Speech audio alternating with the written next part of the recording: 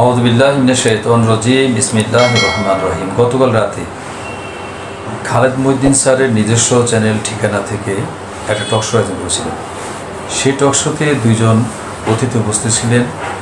বিএনপির বিশিষ্ট রাজনীতিবিদ নিপুণ রায় এবং জামাত ইসলামের আমেরিকা শাখার মুখপাত্র ডক্টর প্রফেসর নকিব খান।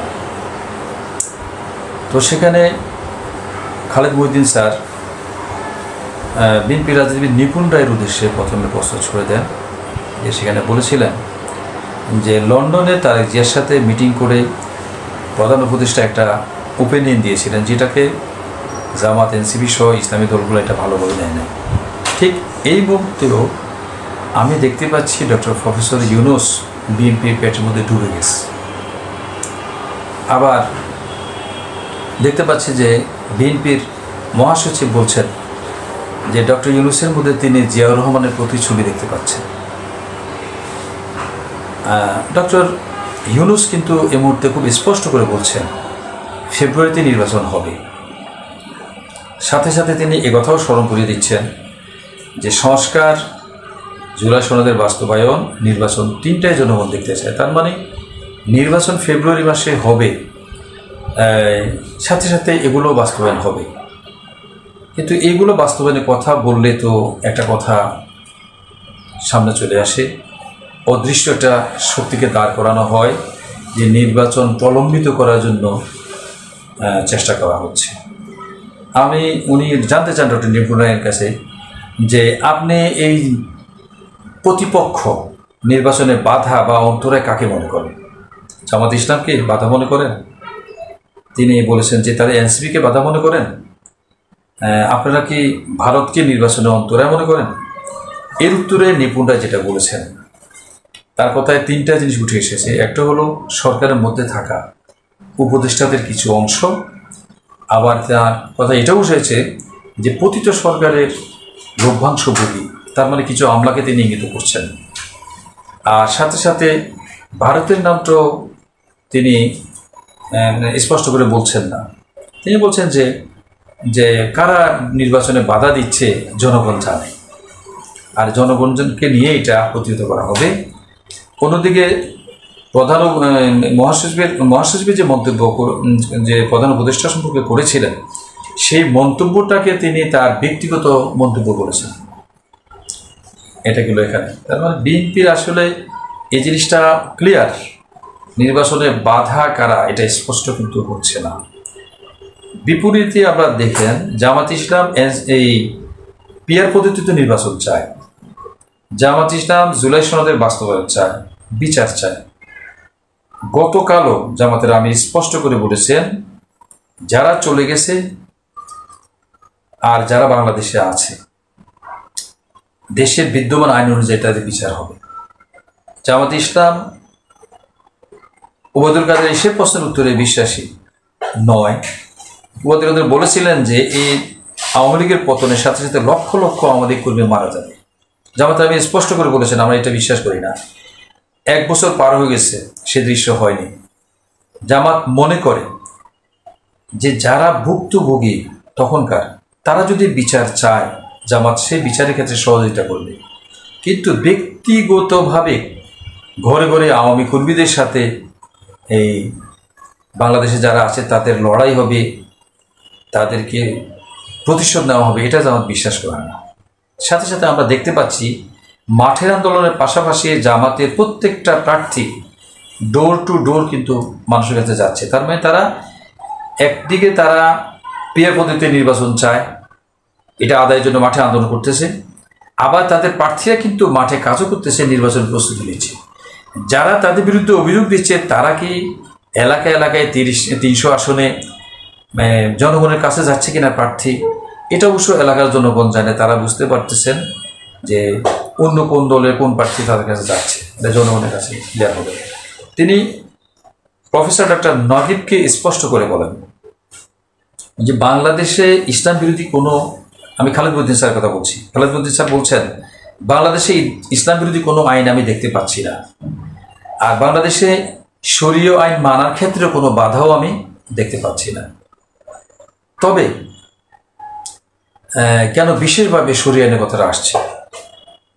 তিনি প্রশ্ন করে বলেন শরিয়া আইন বাস্তবায়ন হলে কি, নতুন একটা প্রশ্ন তিনি নিয়ে আসছেন, জুলাই সনদের যে স্পিরিট এটা কি ধ্বংস হয়ে যাবে?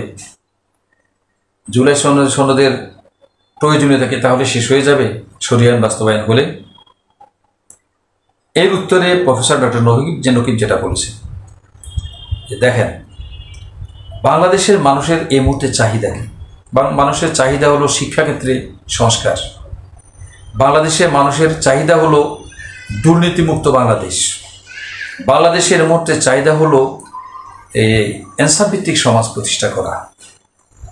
জামাত ইসলামের নিজস্ব অনেক কিছু চাওয়া থাকতে পারে শরিয়া আইনের ভিত্তিতে, কিন্তু জনগণ যেটা চাচ্ছে এই মুহূর্তে এগুলোর সাথে জামাত একমত পোষণ করে।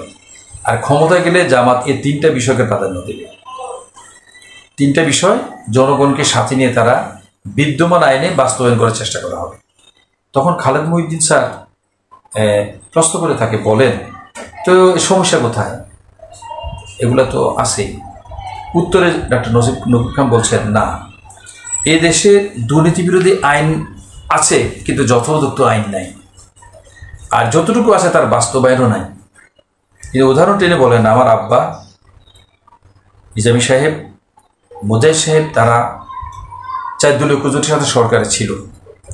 ওই সময়টাতে তারা দুর্নীতিটাকে দূরে ঠেলে দিয়েছিলেন, সংগঠনের লোকদেরকে দূরে ঠেলে দিয়েছিলেন।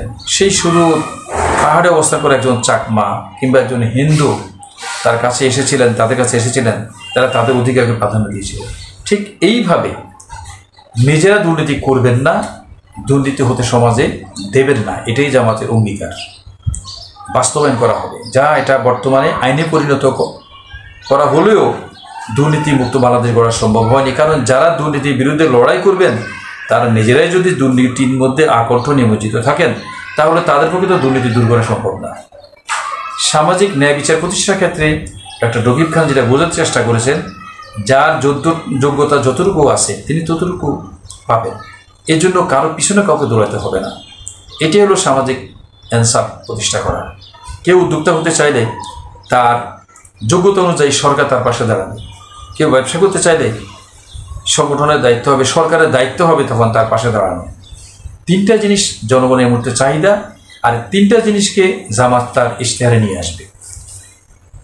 শরিয়া আইনের ভিত্তিতে অনেক কিছু থাকতে পারে, কিন্তু জামাত চাচ্ছে এদেশের মানুষ যতটুকু চায় সরকারের কাছে, মানুষের কাছে, যারা ক্ষমতা যাবে তাদের কাছে, ততটুকু তারা বাস্তবায়ন করবে। কিন্তু যারা শরিয়া আইনের কথা বারবার সামনে টেনে আনছেন তারা যেন শরিয়াটাকে একটা ট্যাবু করতে চাচ্ছেন। তারা এরকম বলতে চাচ্ছেন যে শরিয়া মানি লাল কাপড়ে মোড়ানো একটা কোরআন শরীফ সংসদে নেওয়া হবে, সাথে তলোয়ার সজ্জিত অনেক আর্মির পাশাপাশি যাবে, কোরআন শরীফ বলে এক একটা আইন ডিক্লেয়ার হবে, আর এটা বাস্তবায়ন করার জন্য তলোয়ার নিয়ে এলাকায় এলাকায় জনগণ চলে যাবে। এরকম একটা চিত্র সামনে তুলে আনতে চায় না। জামাত আমির স্পষ্ট করে কিন্তু কথা বলেছেন, শরিয়া আইনের আদর্শে সমাজকে বিনির্মাণ করা হবে। সাদেক কামরা ঢাকা বিশ্ববিদ্যালয় এখন যে কাজগুলো করছে এই কাজগুলো কিন্তু শরিয়া আইনের আদর্শে করছে। শরিয়া আইন দিয়া করছে তা না, শরিয়া আইনের আদর্শে করছে। যারা প্রশ্ন তুলেছিলেন সাদেক কামরা নির্বাচিত হলে মেয়েরা কি বোরকা পরে ঢাকা ইউনিভার্সিটিতে যেতে হবে, যারা প্রশ্ন করেছিলেন সাদেক কামরা নির্বাচিত হলে রবীন্দ্র চর্চা কি বন্ধ হয়ে যাবে, যারা প্রশ্ন করেছিলেন চারুকলা ইনস্টিটিউটে তাদের কার্যক্রম বন্ধ হয়ে যাবে, বন্ধ হয়ে যায়নি তো, সবই আছে। জগন্নাথ হলে ছাত্র শিবিরের সমর্থিত প্যানেল মাত্র 10টি ভোট পেয়েছিল, আর তাদের মেডিকেল ক্যাম্পিং শুরু করেছে তারা সেই জগন্নাথ হল থেকে। তার মানে ইসলাম দাওয়াতের ভিত্তিতে মানুষের মন জয় করে শরিয়া প্রবর্তন করতে চায়। শরিয়া মানে বিশেষ কিছু না, শরিয়া মানুষের মন মগজ চাহিদার বিরুদ্ধে না। ইসলাম খুবই সহজ, আমরা জটিল করে উপস্থাপন করি কার সাথে, পশ্চিমাদের সাথে তাল মিলিয়ে। ঠিক এই প্রশ্ন করেছিলেন তো আপনার ওই যে ইন্ডিয়ার যে